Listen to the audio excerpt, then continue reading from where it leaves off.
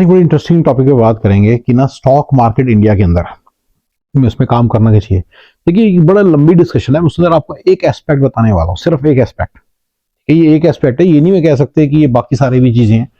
There are many reasons because of which you should actually work in stock market, but एक रीजन ऐसा है जिसके कारण आपको जरा स्टॉक मार्केट के बारे में समझना जरूरी है और उसके कारण वो दूर रहने का रीजन है। तो देयर आर मल्टीपल रीजन, आप उनको कंबाइन करके फाइनल वैल्यू निकालिएगा, बट एक एस्पेक्ट है जो मैं आपको बताना चाहूंगा। मैं आपसे क्वेश्चन पूछता हूं, आपको पता है रिलायंस ग्रुप के अंदर है, अंबानी का ग्रुप है वो, राइट। रिलायंस ग्रुप टाटा का ग्रुप है, टाटा ग्रुप। तो वो टाटा की बहुत सारी कंपनीज है, इस तरह से और तरह तरह की बहुत सारी कंपनीज हैं जो एक बिजनेस फैमिली से बिलोंग करती हैं। उन सबको इकट्ठा करके मतलब एक ही बात बोलना चाह रहा हूं। एक बात बताइए कि अगर अगर जो हमारा अंबानीज हैं वो मान लो किसी का मर्डर कर दें तो क्या उनको सजा होगी? ये बात आपको बतानी है, इस बारे में अपने सोचना है कि क्या उनको सजा होगी। ये बात आप सोचिए, अपने माइंड में जरा सोचिए, अपने माइंड रन कीजिए। अगर वो किसी लड़की का रेप कर दें तो क्या होगा? उनको सजा होगी? मैं आपको आंसर बताता हूं, नहीं होगी। जिसको इंडिया का थोड़ा सा भी समझ है उसको पता है कि उनको कोई सजा वजह नहीं होगी, वो छूट जाएंगे बड़े आराम से। छूटेंगे छोड़ो, बाद में वो पहले पकड़े नहीं जाएंगे, किसी और को पकड़वा देंगे, कुछ और कर देंगे, लेकिन वो नहीं पकड़े जा सकते।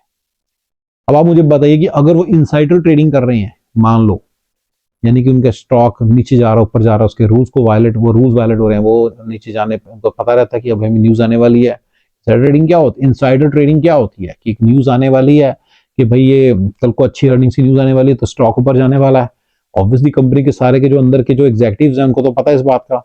अगर वो इस न्यूज को पब्लिश करने से पहले खुद स्टॉक्स बाय कर लेते हैं और फिर ऑब्वियसली जब वो पब्लिश करते हैं स्टॉक ऊपर चला जाता है फिर वो बेच देते हैं, तो इसको इनसाइडर ट्रेडिंग बोलते हैं। तो ये तो अलाउड ही नहीं होता, राइट। अब क्वेश्चन ये कि अगर इनसाइडर ट्रेडिंग में अंबानी पकड़ा जाता है, क्या पकड़ा जा सकता है? अगर वो करता है तो भाई वो बिल्कुल नहीं पकड़ा जा सकता। आपको भी पता है इंडिया में लॉ कैसे काम करता है। वो पता है क्या करेंगे, जो पुलिस वाला आएगा ना उसको उल्टा लगा के मारेंगे। भैया जिसको नहीं पता इंडिया के अंदर कैसे काम करती हैं चीजें, प्लीज अंडरस्टैंड करें। इंडिया के अंदर ये जो सारा ब्यूरोक्रेसी मतलब ये सारे जो लोग हैं, मतलब इंडिया में ये इन लोगों में बहुत पावर है। ये जो अंबानी वाले हैं, जितने सारे टॉप 100 बिजनेस हाउसेज है ना, may be top 500 business houses, बस बहुत पावर है। इनको थोड़ी कुछ होता है, राइट। तो अंबानी या कोई भी इस तरह के सारे जो which is pretty much in this discussion it's representative of its represents almost 500 business houses. अगर वो इनसाइडर ट्रेडिंग करते हैं तो उनको कोई नुकसान नहीं होने वाला। अब आप सोचो, इनसाइडर ट्रेडिंग से उनको tens of thousands of crore का बेनिफिट होता है, हर ईयर हो सकता है। तो आप बताइए क्या वो उठाएंगे इस बेनिफिट को कि नहीं उठाएंगे? आप अपने मन में सोचो, वो पक्का उठाएंगे भाई, कोई महामूर्ख होगा। अगर आप उनकी जगह होंगे तो आप भी उठाएंगे, इस बात को समझो।